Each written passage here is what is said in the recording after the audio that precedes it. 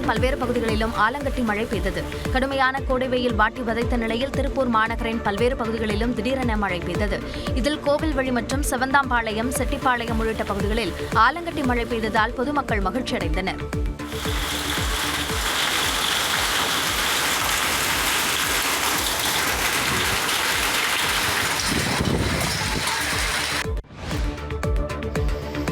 கோவை மாவட்டம் மேட்டுப்பாளையத்தில் சூறைக்காற்றுடன் பலத்த மழை பெய்ததால் விவசாயிகளும் பொதுமக்களும் மகிழ்ச்சியடைந்தனர். கடந்த சில நாட்களாக அனல் காற்று வீசி வந்த நிலையில் திடீரென இடி மின்னலுடன் பலத்த மழை பெய்தது. சுட்டெரிக்கும் வெயிலில் தவித்துக் கொண்டிருந்த பொதுமக்கள் திடீர் கோடை மழை பெய்ததால் மகிழ்ச்சியடைந்தனர். விளைநிலங்களில் நீர் தேங்கியிருப்பதால் விவசாயிகளும் மகிழ்ச்சியடைந்தனர்.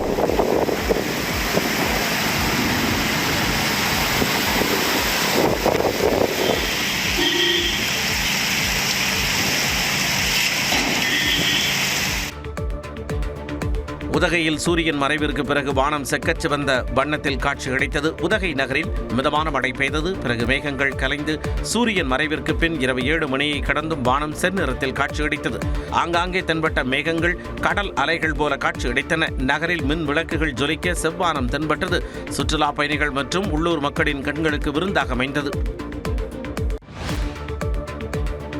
தருமபுரியில் செந்நிறமாக வானம் உருமாறிய அந்தி சாயும் நிகழ்வை பொதுமக்கள் ஆர்வமுடன் பார்த்து ரசித்தனர். தருமபுரி மாவட்ட ஆட்சியர் அலுவலக பகுதியில் மாலை பொழுதின் அரிய காட்சியை மக்கள் தங்கள் செல்போன்களில் படமெடுத்து மகிழ்ந்தனர்.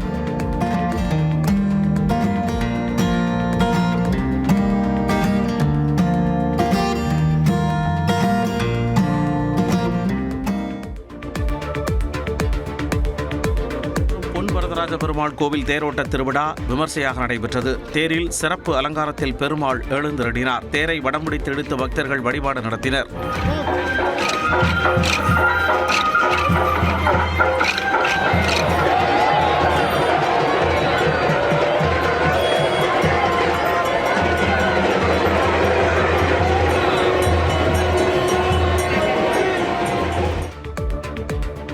பெரம்பலூரில் வாக்கு எண்ணும் ஒவ்வொரு மேசைக்கும் சிசிடிவி கண்காணிப்பு கேமராக்கள் பொருத்தப்பட்டுள்ளதா என மாவட்ட ஆட்சியர் மிருநாளினி பார்வையிட்டு ஆய்வு செய்தார். வாக்குகளை எண்ணும் மையமாக ஆதவ் பப்ளிக் பள்ளி தேர்வு செய்யப்பட்டு பெரம்பலூர் மற்றும் குன்னம் சட்டமன்ற தொகுதிக்கான மின்னணு வாக்குப்பதிவு இயந்திரங்கள் வைக்கப்பட்டுள்ளன. மின்னணு வாக்குப்பதிவு இயந்திரங்களில் பதிவான வாக்குகளை எண்ணும் மேசைகள், தபால் வாக்குகள் எண்ணும் மேசைகள் என ஒவ்வொரு மேசைக்கும் தனித்தனியே சிசிடிவி கேமராக்கள் பொருத்தப்பட்டுள்ளதை அவர் பார்வையிட்டார். தருமபுரி மாவட்ட ஆட்சியர் அலுவலகத்தில் வாக்கு எண்ணிக்கை பணியில் ஈடுபடும் அலுவலர்களுக்கான 2ஆம் கட்ட பயிற்சி நடைபெற்றது. வாக்கு எண்ணும் பணிக்காக மாநில மற்றும் மத்திய அரசு அலுவலர்கள் 465 பேர் நியமிக்கப்பட்டுள்ளனர். இப்பயிற்சி வகுப்பில் வாக்கு எண்ணும் அலுவலர்கள் எவ்வாறு பணிபுரிய வேண்டும் என்பது குறித்தும் இந்திய தேர்தல் ஆணையத்தின் வழிகாட்டுதல் படி பணிபுரியவும் மாவட்ட தேர்தல் அலுவலர் ரே சதீஷ் ஆலோசனைகளை வழங்கினார். நாளை வாக்கு எண்ணிக்கை நடைபெற உள்ளதை முன்னிட்டு சிவகங்கை மாவட்டம் காரைக்குடியில் காவல்துறை சார்பில் கொடி அணிவகுப்பு நடைபெற்றது. முன்னெச்சரிக்கை நடவடிக்கை மற்றும் பாதுகாப்பு ஏற்பாடுகளை மக்களிடம் எடுத்துரைக்கும் வகையில் அணிவகுப்பு நடைபெற்றது. இதில் காவல்துறையினர் மற்றும் மத்திய பாதுகாப்பு படை வீரர்கள் பங்கேற்றனர்.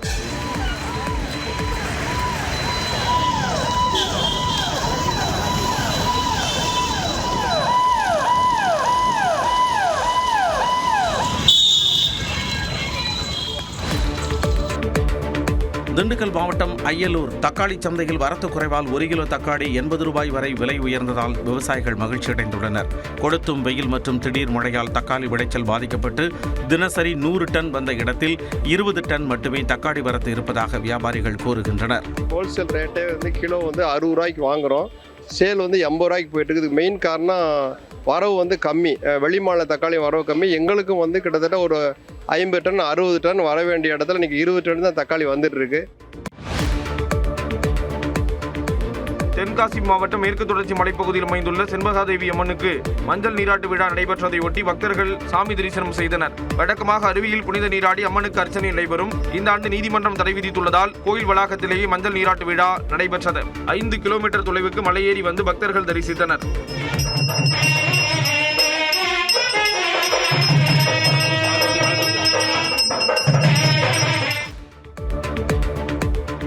மத்திய பிரதேசத்தில் நடந்த படகு விபத்தில் உயிரிழந்த திருச்சியைச் சேர்ந்தவர்களின் குடும்பத்தினரை சந்தித்து அமைச்சர் அன்பில் மகேஷ் ஆறுதல் கூறினார். திருச்சி நவல்பட்டு பகுதியைச் சேர்ந்த காமராஜ் தனது மனைவி மற்றும் குடும்பத்தினருடன் ஜபல்பூர் படகு சவாரி சென்ற நிலையில் விபத்தில் சிக்கினர். அவர்களில் 2 உயிர் பிழைத்த நிலையில் காமராஜ் உட்பட 5 பேர் உயிரிழந்தனர். இந்நிலையில் நவல்பட்டு பகுதியில் காமராஜின் உறவினர்களை சந்தித்து அமைச்சர் அன்பில் மகேஷ் ஆறுதல் கூறினார். இளைஞர்கள் மத்தியில் தாவேக தாக்கத்தை ஏற்படுத்தியதாக கூறிய முன்னாள் அமைச்சர் ராஜேந்திர பாலாஜி அந்த தாக்கம் வெற்றி பெறும் அளவுக்கு இல்லை என்றும் தெரிவித்தார். ஸ்ரீவில்லிபுத்தூரில் செய்தியாளர்களை சந்தித்த அவர் கருத்து கணிப்புகளை பொய்யாக்கி அதிமுக வெற்றி பெறும் என்றார். கட்சி இளைஞர்கள் மத்தியிலே ஒரு தாக்கத்தை ஏற்படுத்தியிருக்கிறது. அது உண்மைதான். அது வெற்றி பெறக்கூடிய அளவுக்கு ஒரு தாக்கத்தை உருவாக்கவில்லை. சென்னை ரயில்வே கோட்டத்தில் 2025-26 நிதியாண்டில் 12 லெவல் கிராசிங் கேட்டுகள் அகற்றப்பட்டு பாதுகாப்பு மற்றும் செயல்திறன் அதிகரிக்கப்பட்டுள்ளதாக தெற்கு ரயில்வே கூறியுள்ளது. இந்த லெவல் கிராசிங்குகள் அகற்றப்பட்டதால் ரயில் தண்டவாளங்களில் விபத்து அபாயங்கள் குறைந்து பயணிகளின் பாதுகாப்பு உறுதி செய்யப்பட்டுள்ளதாகவும் ரயில்வே கேட்டுகளில் வாகனங்கள் காத்திருக்க வேண்டிய சூழல் இல்லாததால் வாகன ஓட்டிகளின் பயண நேரம் சேமிக்கப்படுகிறது என்றும் கூறப்பட்டுள்ளது. திருப்பத்தூர் மாவட்டம் வாணியம்பாடி மற்றும் அதன் சுற்றுவட்டார பகுதிகளில் தேர்தல் பாதுகாப்பு பணிகள் தீவிரப்படுத்தப்பட்டுள்ளன. வாக்கு இயந்திரங்கள் வைக்கப்பட்டுள்ள சின்ன கல்லுப்பள்ளி மருதர் கேசரி ஜெயின் மகளிர் கல்லூரிக்கு 3 அடுக்கு பாதுகாப்பு வழங்கப்பட்டுள்ளது. இந்நிலையில் மாவட்ட எஸ்பி சியாமலாதேவி தலைமையில் துப்பாக்கி ஏந்திய துணை ராணுவத்தினர் மற்றும் போலீசார் கொடி அணிவகுப்பு நடத்தி பொதுமக்களிடையே பாதுகாப்பு குறித்த விழிப்புணர்வை ஏற்படுத்தினர்.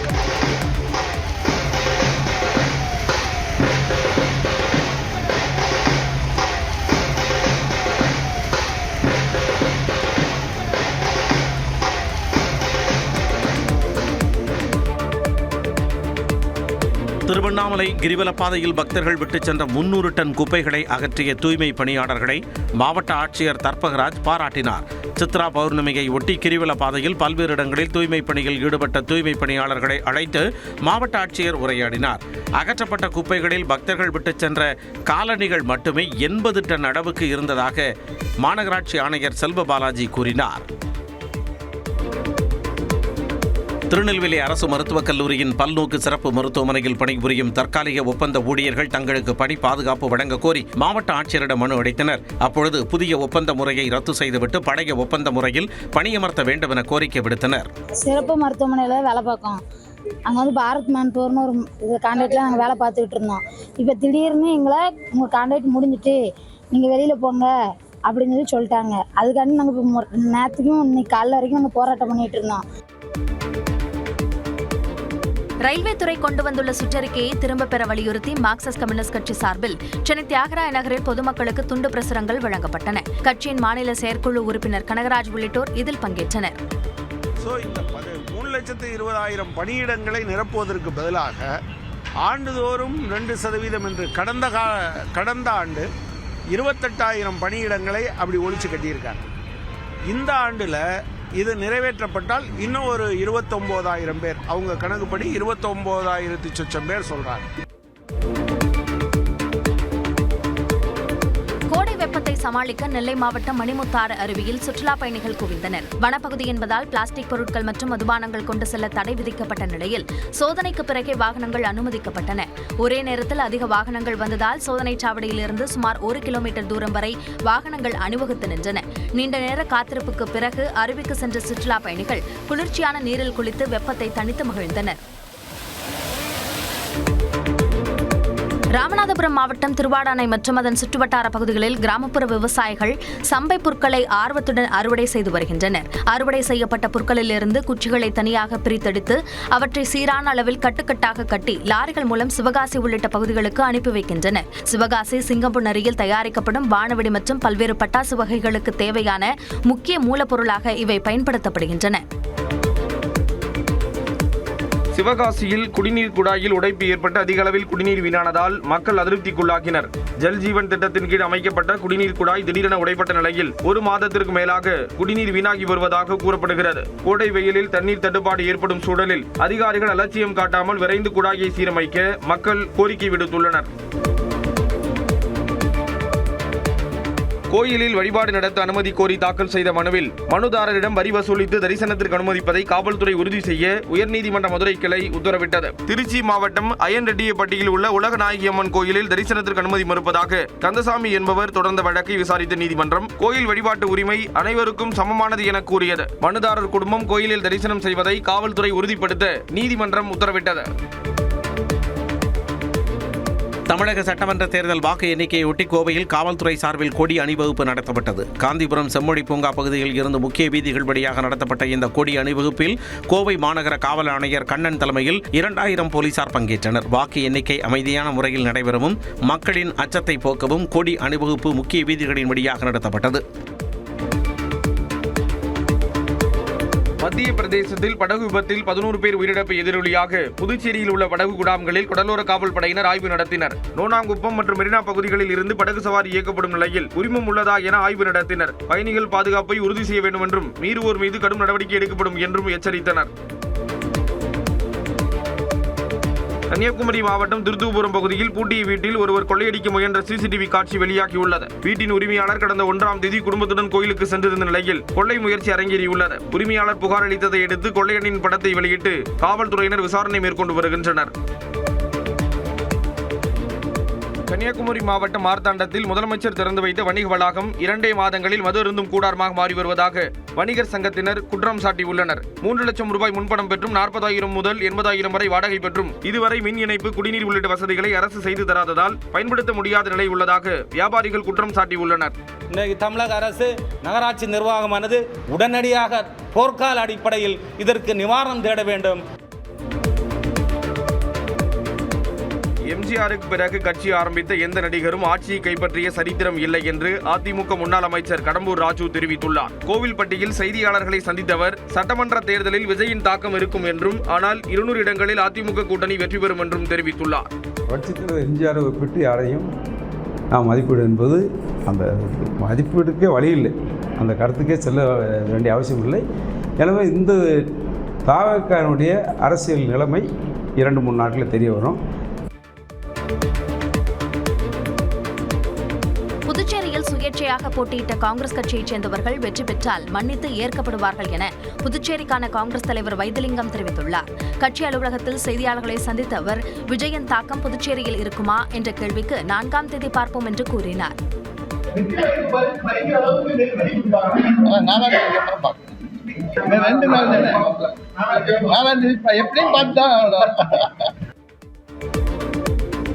கிருஷ்ணகிரி மாவட்டம் போச்சம்பள்ளி அருகே பனைமரத்திலிருந்து விழுந்த சிறுவன் உயிரிழந்த சம்பவம் சோகத்தை ஏற்படுத்தியது. பாப்பாரப்பட்டி கிராமத்தைச் சேர்ந்த 15 வயதான நந்தகுமார் தங்களது தோட்டத்தில் உள்ள பனைமரத்தில் ஏறி நுங்கு பறிக்க முயன்றுள்ளார். அப்போது எதிர்பாராத விதமாக மரத்திலிருந்து தவறி விழுந்ததில் தலையில் பலத்த காயம் ஏற்பட்டு உயிரிழந்தார். சிவகங்கை மாவட்டம் காரைக்குடி ரயில் நிலையத்தில் ஜெனரேட்டர் பழுது காரணமாக மின் விநியோகம் துண்டிக்கப்பட்டதால் பயணிகள் அவதியடைந்தனர். இரவு 7 மணிக்கு மேல் திடீரென மின் இணைப்பு துண்டிக்கப்பட்டதால் பயணிகள் செல்போன் டார்ச் வெளிச்சத்தில் அமர்ந்திருக்கும் நிலை ஏற்பட்டது. இது குறித்து அதிகாரிகள் முறையாக பதிலளிக்கவில்லை என்றும் பயணிகள் வேதனை தெரிவித்தனர். பயமா இருக்கு, யாராவது திடீர்னு வந்து செயின் ஸ்நாச்சிங் இது மாதிரி ஏதோ சமூக விரோத செயல் எதனா நடக்குமோன்னு பயத்தில் தான் எல்லாரும் வெளியே வந்துட்டு இருக்கோம். பயமா நான் ஒரு குழந்தைய தூக்கிட்டு ஒரு பெண்மணி கூட நடந்து வந்தாங்க. நாங்கள் தான் அவங்க லைட் அடிச்சுட்டு வெளியே கூப்பிட்டு வந்தோம். புதுச்சேரி கடல் பகுதியில் டால்பின் குட்டி ஒன்று இறந்த நிலையில் மீட்கப்பட்டு அங்கிருந்த சுற்றுலா பயணிகளிடம் கவலையை ஏற்படுத்தியது. புதுச்சேரி மெரினா கடற்கரை பகுதியில் ஒதுங்கிய 4 அடி நீளமுள்ள டால்பின் குட்டியை மீட்புக் குழுவைச் சேர்ந்த நபர் மீட்டார். அதனை கைப்பற்றி வனத்துறையினர் இறப்புக்கான காரணம் குறித்து அறிய உடற்கூறு ஆய்விற்காக கால்நடை மருத்துவக் கல்லூரிக்கு அனுப்பி வைத்தனர். திருவள்ளூர் மாவட்டம் சிறுவாபுரி பாலசுப்பிரமணிய சாமி கோயிலில் அமைச்சர் சேகர்பாபு வழிபாடு நடத்தினார். திங்கட்கிழமை சட்டமன்ற தேர்தல் முடிவுகள் வெளியாக உள்ள நிலையில் கோயிலுக்கு வந்த அமைச்சர் வழிபாடு நடத்தினார். அவருக்கு மாலைகளும் விபூதி பிரசாதங்களும் வழங்கப்பட்டன. தோல்வி பயத்தில் திமுக தங்களை அச்சுறுத்துகிறது என்று தவிக தேர்தல் மேலாண்மை பொதுச் செயலாளர் ஆதவ் அர்ஜுனா தெரிவித்துள்ளார். சென்னை தலைமைச் செயலகத்தில் கூடுதல் தலைமை தேர்தல் அதிகாரி சிவஞானத்தை சந்தித்த பின் ஆதவ் அர்ஜுனா செய்தியாளர்களை சந்தித்தார். வாக்கு எண்ணிக்கை என்று தமிழகத்தில் சட்டம் ஒழுங்கு பிரச்சினை வராமல் தடுக்க வேண்டும் என கேட்டுக் கொண்டதாக தெரிவித்துள்ளார். சென்னை மதுரவாயில் அருகே இருசக்கர வாகனத்தில் சென்ற நபர் சாலையில் இருந்த பள்ளத்தால் நிலை தடுமாறி விழுந்ததில் லாரி மோதி உயிரிழந்தார். தஞ்சையைச் சேர்ந்த ஹைதர் அலி சென்னையில் உள்ள நிறுவனத்தில் பொருட்களை டெலிவரி செய்யும் வேலை செய்து வந்தார். துறைமுகத்தில் இருந்து ஸ்ரீபெரும்புத்தூர் நோக்கி இருசக்கர வாகனத்தில் சென்றபோது விபத்து ஏற்பட்டு அவர் பரிதாபமாக உயிரிழந்தார். சட்டமன்ற தேர்தல் வாக்கு எண்ணிக்கை திங்கட்கிழமை நடைபெறும். திருச்சி மாவட்டம் முசிறியில் காவல்துறையினர் கொடி அணிவகுப்பு நடத்தினர். முசிறி கைகாட்டி பகுதியில் இருந்து புதிய பேருந்து நிலையம் வரை காவல்துறையினர் பேரணி சென்றனர்.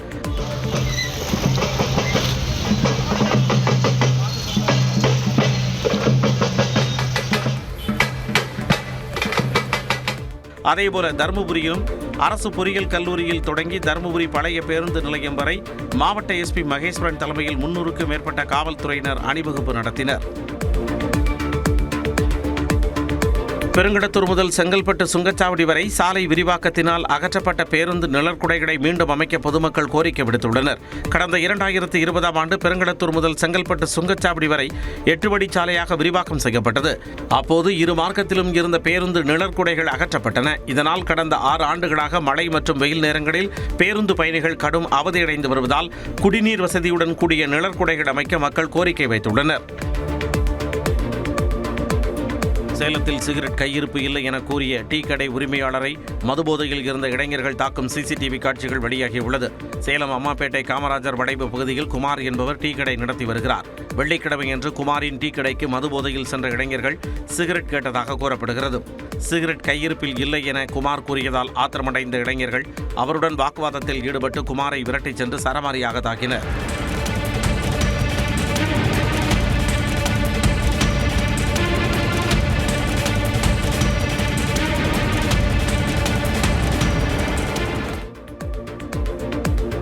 திண்டுக்கல் மாவட்டம் கன்னிவாடி மலை கிராமத்தில் 93 ஏக்கர் பட்டா நிலத்தில் கட்டப்பட்ட தடுப்பணையை நேரில் சென்று ஆய்வு செய்ய உயர்நீதிமன்ற நீதிபதிகள் முடிவு செய்துள்ளனர். பட்டா நிலத்தில் கட்டப்பட்ட தடுப்பணையை அகற்ற வனத்துறை பிறப்பித்த உத்தரவை ரத்து செய்ய கோரிய மனு உயர்நீதிமன்ற மதுரை கிளையில் நீதிபதிகள் சுவாமிநாதன் புகழேந்தி முன் விசாரணைக்கு வந்தது.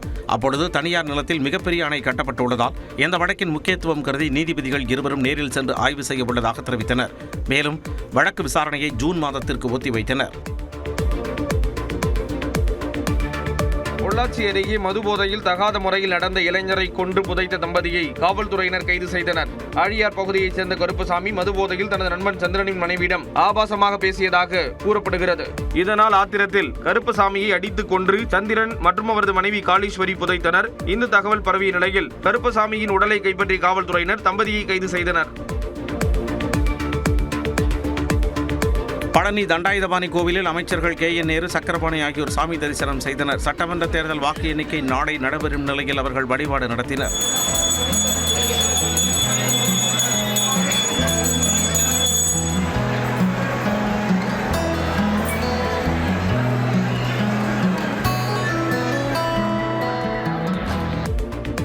மயிலாடுதுறை மாவட்டம் திருக்கடையூரில் உள்ள அபிராமி அம்மன் உடனுறை அமிர்தகடேஸ்வரர் கோவிலில் தாவேகா பொதுச் செயலாளர் ஆனந்த் வழிபாடு செய்தார். முன்னதாக நாகை மாவட்டம் வேளாங்கண்ணி பேராலயத்திலும் அவர் பிரார்த்தனையில் பங்கேற்றார். அப்போது செய்தியாளர்களின் கேள்விக்கு பதிலளித்த அவர் தாவேகா வெற்றி பெறும் என தெரிவித்தார். தமிழக வெற்றி கழகத்தின் தலைவர் அவர்கள் கண்டிப்பாக தமிழ்நாட்டின் முதலமைச்சராக பதவியேற்பார் என்பது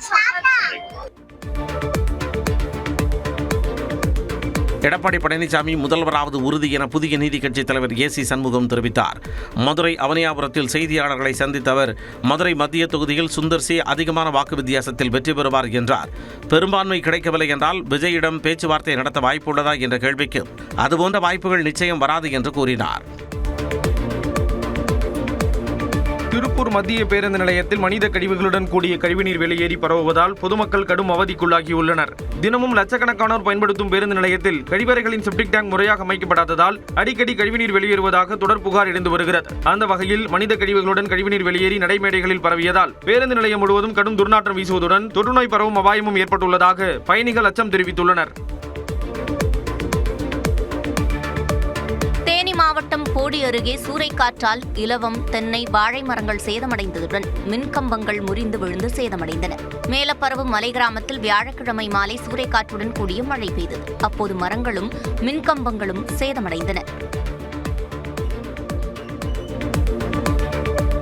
நீலகிரி மாவட்டம் தெப்பக்காடு முகாமில் வளர்ப்பு யானைகள் மாயாற்றில் குளிக்கும் காட்சியை சுற்றுலா பயணிகள் ஆர்வத்துடன் கண்டு ரசித்தனர். கோடை விடுமுறை தொடங்கியிருக்கும் நிலையில் முதுமலை தெப்பக்காடு பகுதிக்கு சுற்றுலா பயணிகளின் வருகை அதிகரித்துள்ளது. இங்கு சஃபாரி செல்லும் பயணிகள் யானைகளுக்கு உணவளிப்பதுடன் அவை ஆற்றில் குளிக்கும் காட்சிகளையும் ரசித்து வருகின்றனர். மேலும் தெப்பக்காடு பகுதிகளில் மரங்களில் பூத்து குலுங்கும் மே மலர்களையும் அவர்கள் கண்டு ரசித்தனர்.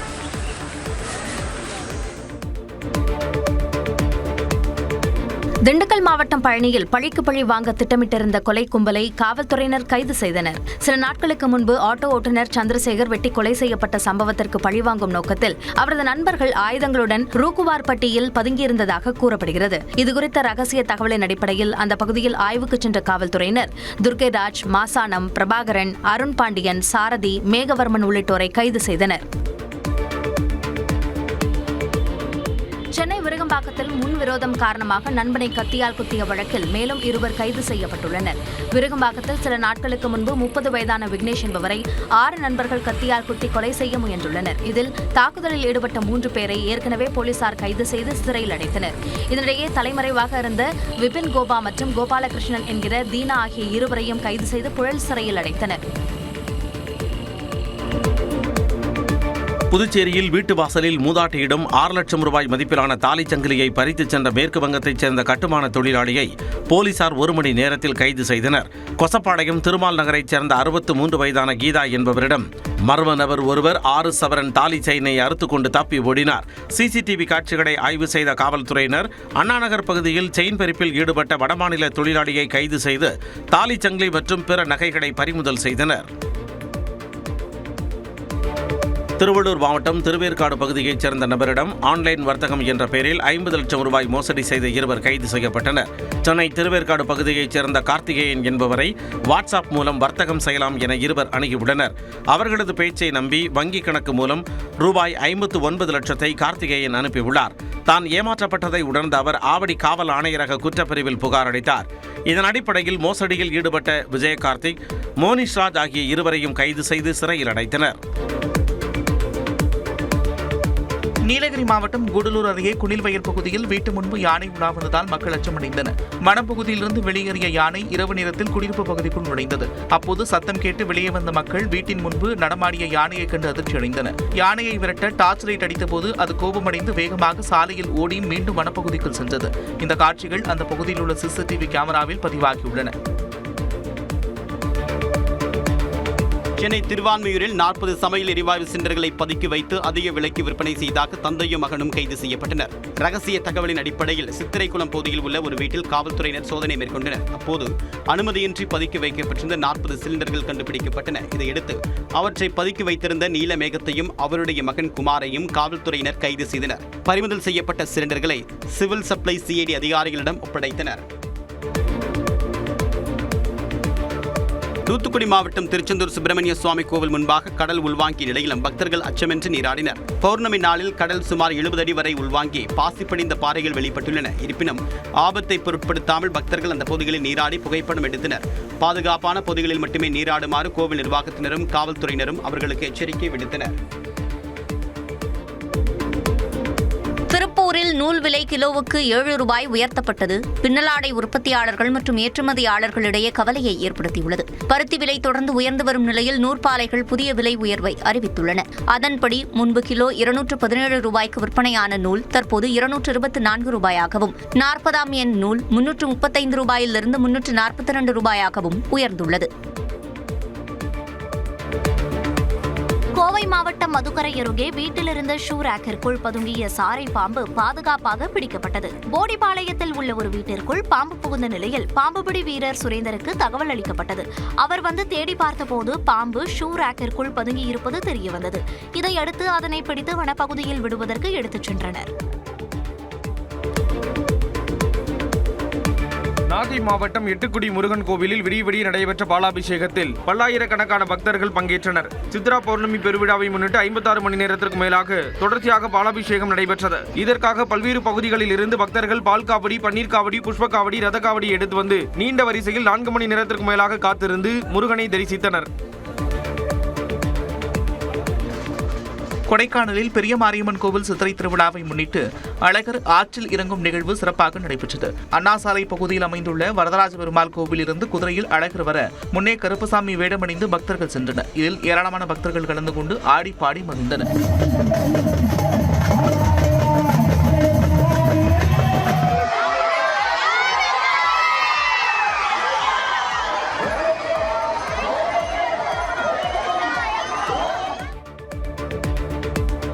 புதுக்கோட்டை மாவட்டம் கரம்பக்குடி உள்கடை வீதியில் இருசக்கர வாகனம் திடீரென்று தீப்பற்றி எரிந்த சம்பவத்தின் சிசிடிவி காட்சிகள் வெளியாகியுள்ளன.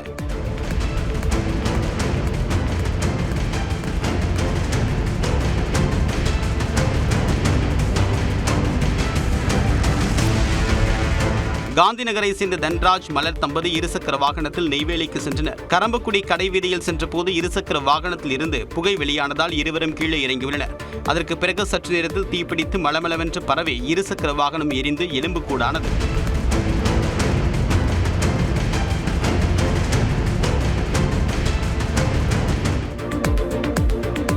ராமநாதபுரம் மாவட்டம் திருவாடனை அருகே 37 லட்சம் ரூபாய் மதிப்பில் கட்டப்பட்ட ஆரம்ப சுகாதார நிலையம் திறப்பு விழாவுக்கு முன்பே சேதமடைந்திருப்பது அதிர்ச்சியை ஏற்படுத்தியுள்ளது. நகரிகத்தான் ஊராட்சியில் கிராம மக்களின் மருத்துவ தேவைக்கு புதிய ஆரம்ப சுகாதார நிலையம் கட்டப்பட்டது. பணி முடிக்கப்பட்டு ஓராண்டுக்கு மேலாகியும் மக்கள் பயன்பாட்டிற்கு திறக்கப்படவில்லை. இந்நிலையில் அதன் சுவர்களில் பெரிய அளவிலான விரிசல்கள் ஏற்பட்டிருப்பதோடு தரைத்தள டைல்ஸ்கள் பெயர்ந்து அடித்தளம் உள்வாங்கியுள்ளது. கிருஷ்ணகிரி மாவட்டம் போச்சம்பள்ளி அருகே குண்டும் குழியுமாக உள்ள புலியூர் கீழ்குப்பம் இடையிலான சாலை 6 ஆண்டுகளாக சீரமைக்கப்படாததால் மக்கள் கடும் அவதிக்குள்ளாகியுள்ளனர். சுமார் 3 கிலோமீட்டர் நீளமுள்ள சாலை பல கிராமங்களுக்கு முக்கிய இணைப்பு வழியாகவும் பாரூர் ஏரிக்கு செல்லக்கூடிய சாலையாகவும் பயன்படுத்தப்படுகிறது. இந்த சாலை 6 ஆண்டுகளாக சேதமடைந்த நிலையிலேயே உள்ளதால் தினமும் அந்த வழியாக செல்வோர் விபத்தில் சிக்கக்கூடிய அபாயம் உள்ளதாக மக்கள் புகார் தெரிவிக்கின்றனர். கோடை காலத்தில் ORS மற்றும் ORSL வழிகாட்டு நெறிமுறைகளை பின்பற்றி விற்பனை மேற்கொள்ள மருந்து கடை உரிமையாளர்களுக்கு தமிழ்நாடு மருந்து கட்டுப்பாட்டு இயக்ககம் மற்றும் தமிழ்நாடு உணவு பாதுகாப்புத்துறை அறிவுறுத்தியுள்ளது. வயிற்றுப்போக்கு, வாந்தி உள்ளிட்டவைகளால் நீர்சத்து இழப்பு ஏற்படும் போது உலக சுகாதார அமைப்பு மூலமாக அங்கீகரிக்கப்பட்டிருக்கூடிய ORS மட்டுமே மருந்தகத்தின் விற்பனையாளர்கள் வழங்க அறிவுறுத்தப்பட்டுள்ளது. வெப்ப அலையில் குழந்தைகளுக்கு நீர்சத்து குறைபாடு ஏற்பட்டால் பெற்றோர்கள் ORS-ஐ வாங்கி கொடுக்கும்படி வலியுறுத்தப்பட்டுள்ளது. வேறு ஏதேனும் தரமற்ற வகைகளை விற்பனை செய்தால் கடும் நடவடிக்கை எடுக்கப்படும் என்றும் எச்சரிக்கை விடுத்துள்ளனர். கிருஷ்ணகிரியில் கடும் கோடை வெயிலின் தாக்கத்தால் ஆந்திர மாநிலம் முலாம்பழங்களின் விற்பனை அதிகரித்துள்ளது. கிருஷ்ணகிரியில் கடந்த சில நாட்களாக வெப்பநிலை 100 டிகிரியை எட்டுவதால் தர்பூசணி, முலாம்பழம், நுங்கு உள்ளிட்ட பழங்களின் விற்பனையும் சூடுபிடித்துள்ளது. குறிப்பாக ஆந்திராவில் இருந்து கொண்டுவரப்படும் முலாம்பழங்களுக்கு அதிக தேவை ஏற்பட்டுள்ளது. முன்பு 4 கிலோ 100 ரூபாய்க்கு விற்கப்பட்ட முலாம்பழம் தற்போது வரத்து குறைவு காரணமாக 2 கிலோ 100 ரூபாய்க்கு விற்பனையாகிறது. ராமேஸ்வரத்தில் புனித அக்னி தீர்த்த கடற்கரையில் பாதாள சாக்கடை உடைந்து கழிவுநீர் கலந்ததால் பக்தர்கள் புனித நீராடக்கூடிய இடம் மாசடைந்தது பரபரப்பை ஏற்படுத்தியது. நகராட்சி பாதாள சாக்கடை குழாய் உடைந்து அக்னி தீர்த்த கடற்கரையில் கலக்கிறது. இதனால் ஆயிரக்கணக்கான பக்தர்கள் கழிவுநீர் கலந்த நீரில் குளிக்கக்கூடிய அவல நிலை ஏற்பட்டுள்ளது. இந்த பிரச்சினைக்கு நகராட்சி நிர்வாகம் உடனடியாக நடவடிக்கை எடுக்க வேண்டும் என்று மக்கள் கோரிக்கை விடுத்துள்ளனர். கிருஷ்ணகிரி மாவட்டம் ஓசூர் அருகே தனியார் கேஸ் நிறுவனத்தில் CO2 சிலிண்டர் வெடித்த சம்பவம் பெரும் பரபரப்பை ஏற்படுத்தியுள்ளது. மாரசந்திரம் பகுதியில் செயல்பட்டு வரும் ரகு என்பவருக்கு சொந்தமான ஸ்ரீவாரி கேஸ் கம்பெனியில் சுமார் 10,000 லிட்டர் கொள்ளளவு கொண்ட சிலிண்டர் திடீரென வெடித்தது. இதில் குடோன் கட்டணம் கடுமையாக சேதமானது.